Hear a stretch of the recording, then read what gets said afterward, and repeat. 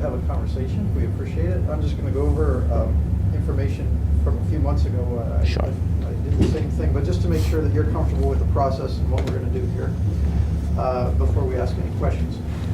We've created a special panel for the purposes of creating an endorsement in this race. Okay. It includes representation from different departments in the building, not just the newsroom.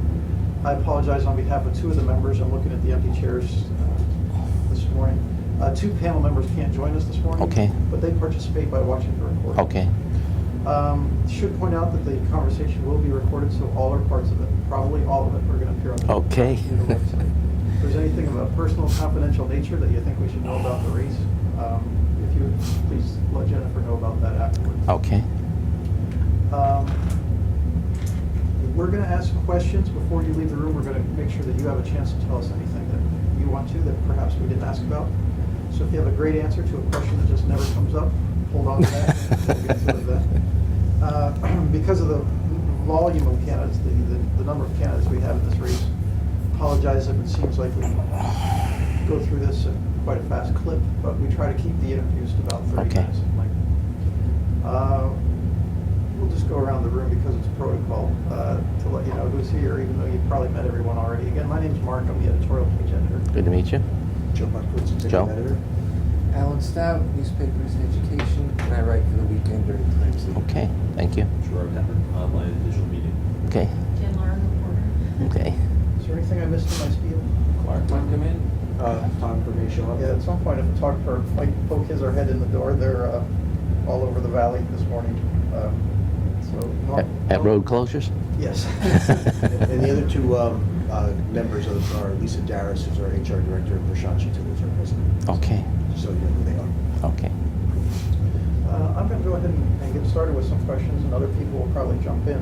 But one of the things I was curious about was with your participation on the transition committee, if you could tell us, do you have a sense of whether that committee is on pace with its many responsibilities in terms of the transition, or do you have any specific concerns about its actions at this point? Well, I think the transition committee's role that's outlined in the charter are, it's limited. Draft a administrative code, draft a personnel policy, draft an ethics code, and present them to council, and then council has 6 months to review them when they get in office and approve them.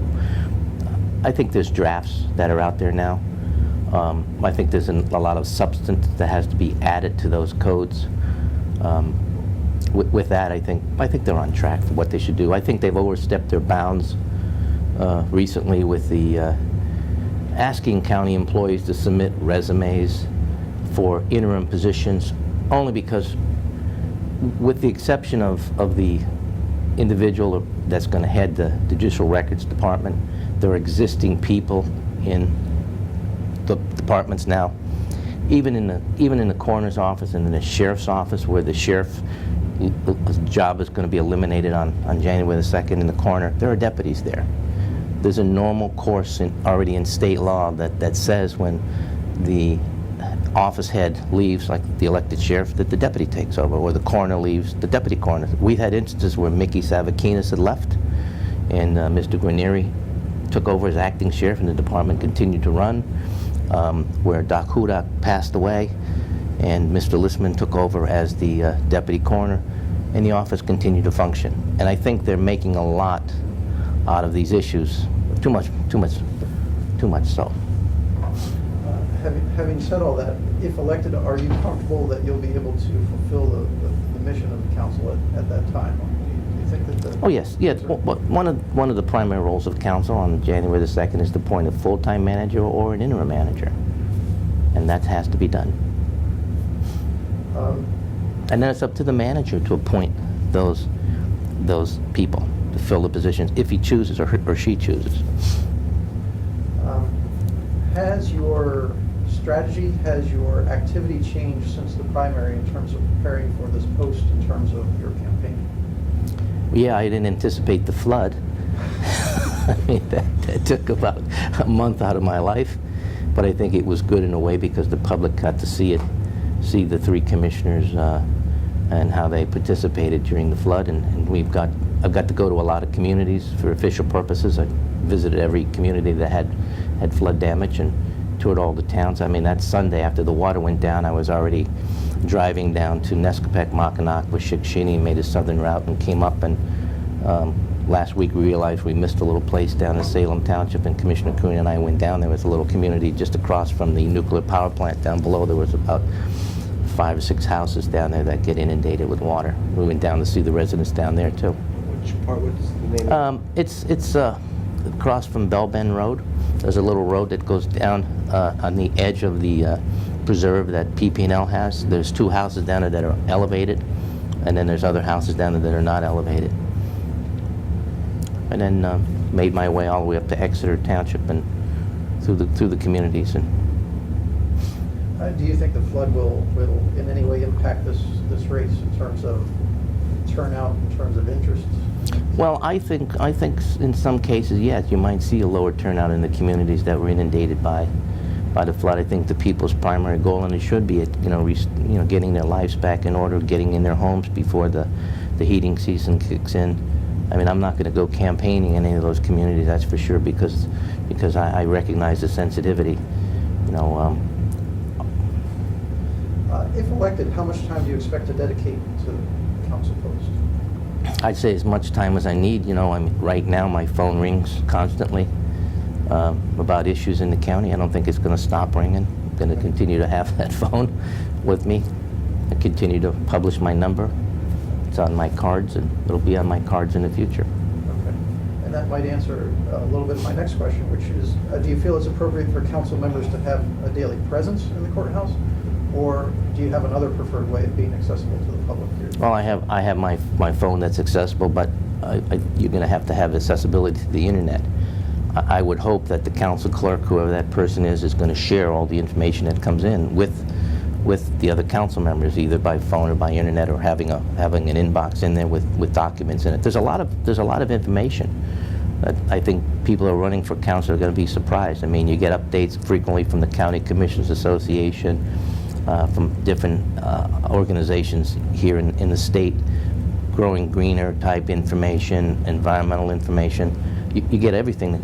You get a stack of, I'd say, 6-7 inches of just nice to have things that pertain to activities that counties are associated with every week that comes into. So people are going to have to go in and check in, and they're going to have to read the documents. You got to be prepared and informed, in my opinion, to make the votes. I don't think showing up at a council meeting and having a 30-page agenda is, you've got to be prepared when you go there. And where are you going to get that background information? So you're going to have to spend some time at the courthouse, or reading online, or visiting the communities. Back to that question though, should the council members, should you be in the courthouse going through departments on a day-to-day basis? No, not at all, because I think the charter restricts that. You're supposed to deal with the manager.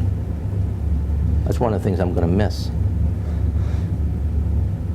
And I know you joked about it earlier, but would you be inclined, as many of the other candidates probably will, have jobs outside of their council positions? Will you be looking for a job? Mm-hmm. Definitely. I mean, you can't live on $8,000. What are you going to do? Any thoughts? I'm starting to apply for different positions. I have a retirement, and I have a rental property, so I have some income already. Would you, if elected, would you vote to approve the hiring of a relative to a county authority, board, or commission? No, that's against the Ethics Act. Do you have an area of expertise that you would bring to the council? Do you feel that you are particularly strong in numbers or budgeting, a legal background? Do you love research, have experience in negotiation, other areas that you think you have skills above and beyond?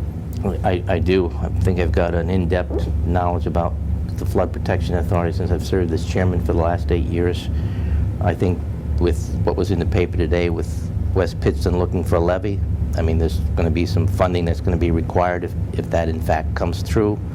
The county paid 12.5% for the existing levies here, so, and then having that levy installed, making recommendations on it, that's one area of expertise. We've all been involved in executive sessions over the years regarding contract negotiations. I think that's an area of expertise that I have. With the budget, I think I've been around to all the departments over the last 12 years and and know where we can reduce spending. I think we've got expertise in the budget area too that we can provide to the other members. And aside from job skills, do you have, what do you consider an attribute that you would bring to council? Not necessarily a skill, but just a characteristic of yours that you think would be particularly helpful to that group? Well, I think if people get to know me, they'll find out that I'm pretty free at sharing information with other people, sharing my experience and sharing the knowledge I've acquired over the last 12 years with other council members. I think that that's important. I've always believed that you have to have some core competency before you make a vote, or core competence before you do something, or you should know the facts about an issue before you speak about that issue. And I'm willing to share that information with the other council members. I think that's important. And you alluded to this just a minute ago when you said in terms of the budgeting, you've been involved in that for a long time. Do you have areas in particular that you think there could be, I know you've been looking at this for 12 years, but do you think there continue to be areas that could be cut? Yeah, I do. You know, the courts, you know, I believe tip staff can be reduced. I mean, I look at what's in other counties. We make calls to other counties, and some counties only have two employees per judge. I think that's an area that needs to be cut, but I think there's some people on council, the people that are running for council, that are reluctant to do that already. And I don't know why, whether they're posturing because they want the votes of the court, but I think they should really look at the courts in particular. There's going to have to be some studies done over time comparing the number of probation officers in our county versus other counties. Usually the state does that, but that would be helpful information in helping us reduce the size of the budget. The state legislature simply cut the court's budget. I mean, they last year from about $67,000, I believe, down to $61,000 per judge. And they didn't think anything of it, but yet we're reluctant to go in and make necessary changes that are needed to save taxpayer dollars. And we have to stand up to the plate and do that. Gives you any hope the judicial candidates we've talked to have been in agreement about that. Right. If not altering the tip staffs, but working with council to do that. So. And then there's another thing. Do all judges need 2 law clerks? I think some judges primarily do civil work and others do criminal work. But yet I hear that they have a civil law clerk and a criminal law clerk. Why? That's a question that I have. I haven't got an answer for it. Same question, but outside of the courts, are there other areas of the county where you could identify potential savings? I think that I'm looking at making recommendations and maybe putting the assessor's office with the GIS department. I believe we've got managers in there that we don't need, that we can probably eliminate, and there can be some consolidations there. That's another area. They work closely with each other, not the field assessors, but the people in the administrative positions in the assessor's office. That's another area that can be looked at. On the flip side, do you think that the county is missing out on revenue anywhere? There are opportunities out there? I think we've been, since we hired our grant writer, we've brought in a lot of revenue into the county. We've got grants. I mean, the work that's being done in the courthouse now, I mean, it's $2 million of stimulus money that we received to redo the heating and air conditioning systems. I mean, so we've been out capturing as much revenue as we can. And I think that's reflective in our budget. I mean, our budget has gone down from $142 million to $125 million because we're able to bring in revenue from outside sources. Do you feel it's the county's responsibility in funding outside organizations such as public libraries? I do. I think public libraries have a purpose, and that's to provide a safe place for kids after school, to educate the public, and I've always been supportive of funding public libraries. And I hope that all communities in the county will take a look at funding public libraries. And if we were to extend that to other areas as well, Moon Lake Park, recreation outlets? Well, Moon Lake Park was closed. The camping was closed. See, the park is open. People can fish. They can walk in the trails. And I've said this before, and I said this to Doug Pape and other members of the county staff, that I don't look at Moon Lake Park any differently than I look at Nescopec State Park. You don't need a park ranger in a building all day long in order for the public to enjoy the park. There are trails that it can be used. There's a lake that people can fish in. I mean, so we don't rent boats right now, and we don't have any camping out there at the present time. But people are out there and they can use the park, and they have been using the park. With that said, we've been told by the state until the master plan is complete, they're not going to give us any funding, and that's why we made a concerted effort to get the master plan done. Excuse me for my ignorance on this. Is there a Friends of Moon Lake Park? Is there a group that takes care of it? I know there's some state parks that have those. Yes, there's a group that took care of the trails out there and helped out. Is that still active? Yes, still active, yes. And we use prisoners out there to cut grass and do maintenance of the park. And we've had some part-time people that we brought on board through October to maintain the park also. And you're going to be more familiar with this question, I think, than any of the candidates that we talked to. And that's about employee benefits packages for county employees. How much flexibility is there, and what do you think might be reasonable fringe benefit packages in terms of number of sick days, number of vacation days? Well, that's an area that that I thought the transition team was going to grasp and do something about, but they didn't. They simply let that blank, and they said that's up to the manager to decide. I don't think it's up to the manager to decide. I think the council should decide that, because the council's going to have to put together the budget. I think collectively the council's going to have to sit down and wrestle with this, look at is the 10% copay adequate? Should people be paying more than 10%? I know in the private sector they are. I think there's probably too many sick days right now in the county. Some agencies don't even have sick days. They just have all personal days, which allows the individual to use them for sick or personal.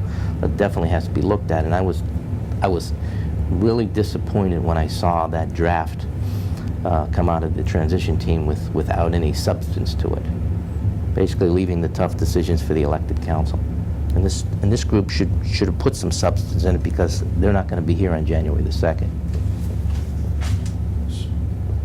So by that you mean they're not subjected to the same political forces? Sure, there's no political forces right now.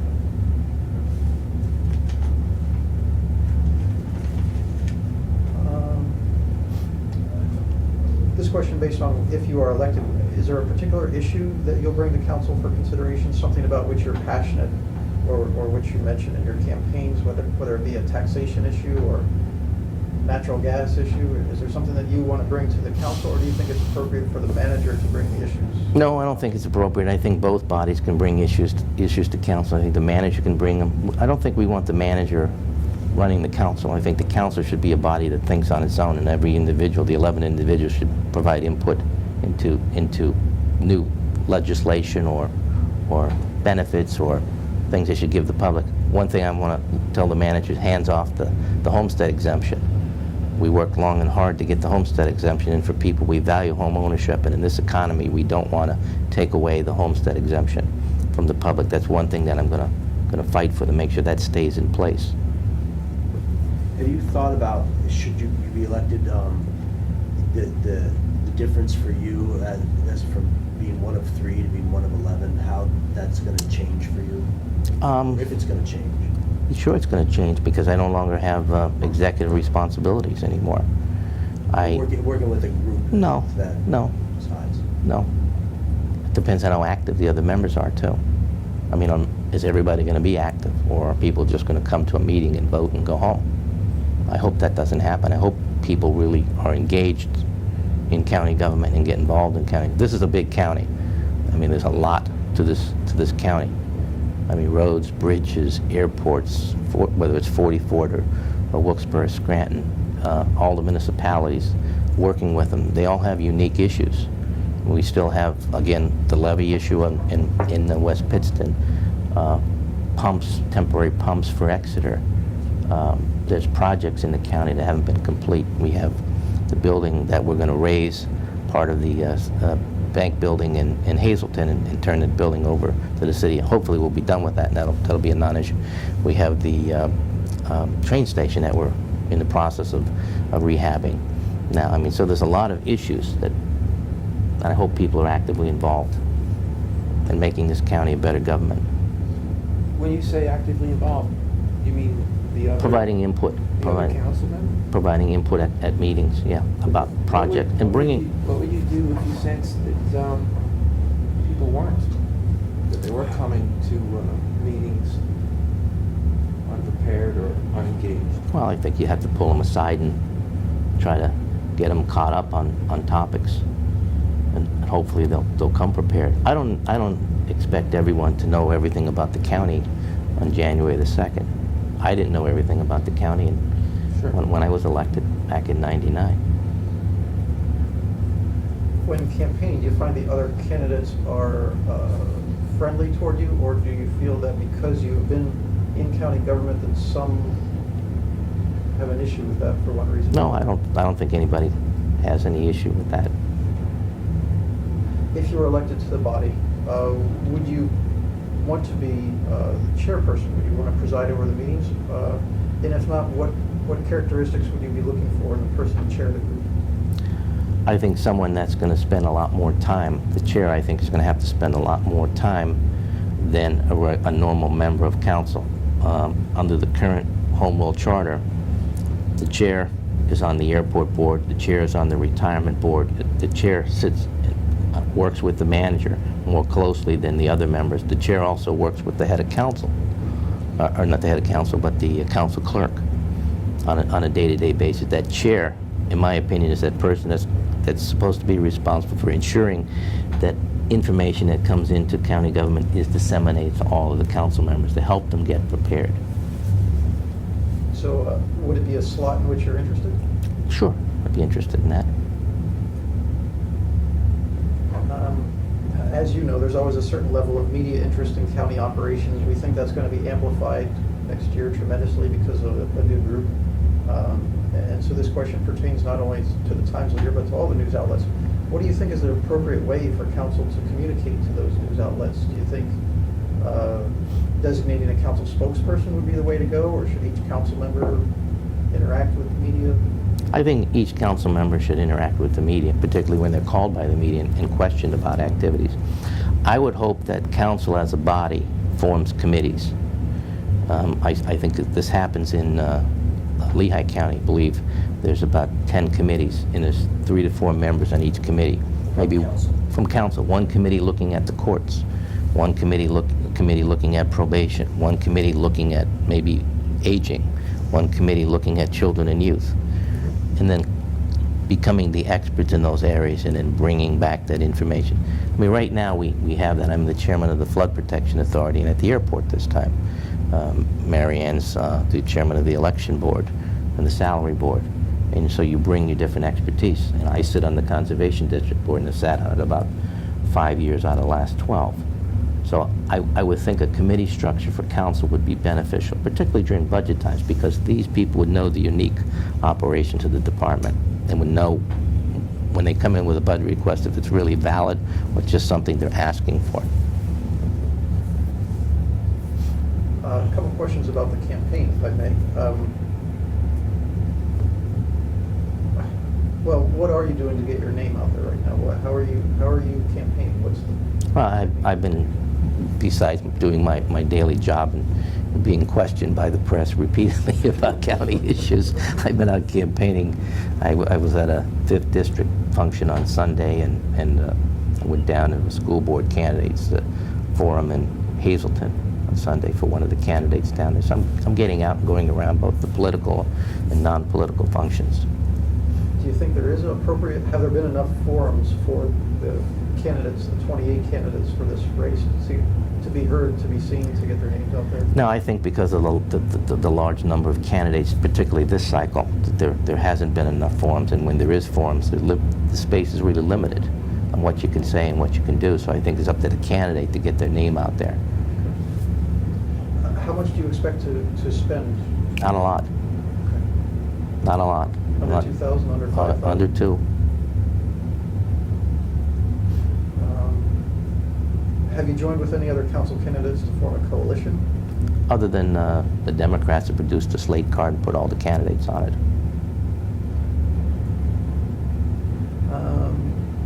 I think some people in the community will wonder about serving with your son if you're both elected. Have you talked about that?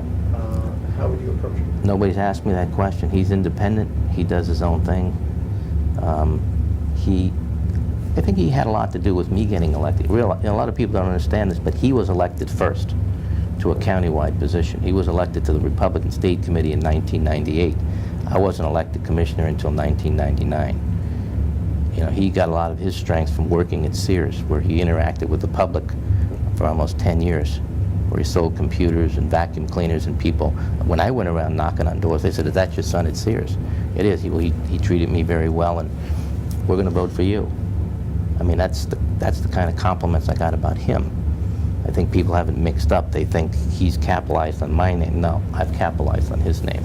And he's been elected to state committee every 2 years since 1998, and I think 2 years ago he was elected to a 4-year term, and he was the top vote getter in the Republican Party. He gets more votes than I do. And can you talk to us about your transition to the Democratic Party? Have you been received warmly? Have you gotten, I think one of the stated reasons you gave for switching your party affiliation was you didn't feel you were getting support. Oh, right. I didn't get any support from the Republican Party, the party as a whole, but I'm not here to support the party. I'm here to support the people of the county. The Democratic Party, most of the people that come up to me, on Sunday we were sitting down at a table with people, and we just chatted and conversed about political topics and personal topics, and we get along fine. I think people know who I am from the job that I do, and they know that I've not been partisan. You know, if I believe in an issue, I support that issue. If I don't believe in it, I don't support it. I don't go out looking, calling the Democrats, you have somebody to sit on the board or an authority. I make that decision based upon input I get from people who apply for positions. And I go back to the question about you and your son being both on council. There will be a perception about that. And do you two always agree? Do you ever disagree? I don't agree with him all the time. So, And he makes up his own mind. He's his own person. He's been his own person. and what would you say to someone who would, a voter, who would say, well, how's that going to work with you, the two of you on council? I think it's going to work fine. I mean, he's one of 11. He's not one of 3. He's one of 11. My vote and his vote are not a majority in any situation or any circumstance.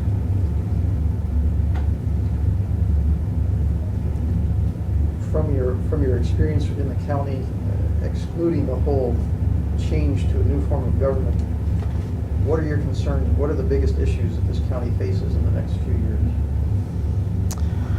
The biggest issues that we face in the next few years? Well, if we can get through the restructuring of the debt, I think that will take a lot of pressure off of future budgets. I think the county won't have to increase taxes over the next couple of years. But if we don't get through the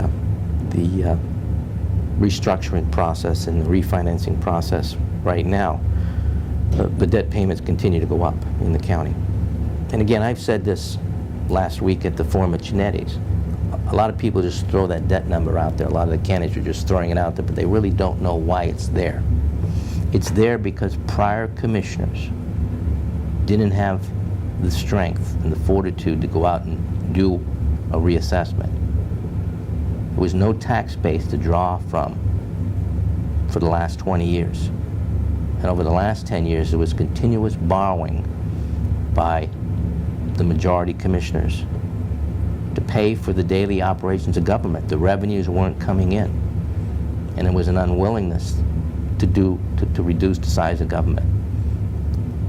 Again, I want to reiterate, the budget has gone down from $142,000 to $125,000. I was going through some papers in my office the other day, and I think that's what the number was at in 2004, 2005. So the county has reduced, these current 3 commissioners now have reduced the size of government. And there was no borrowing last year. Despite the fact that we were sued 2 years ago, the courts continue to operate.